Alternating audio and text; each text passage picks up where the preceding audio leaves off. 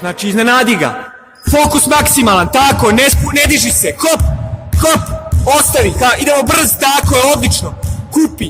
Ok, nije video igrica, gledaj ga.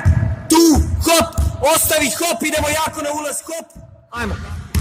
Druga strana, još niže spusti, još brže ideš. Odskoči jako, glavu gore podigni. Idemo, hop, zatvori zglob šake. Tako je, bravo.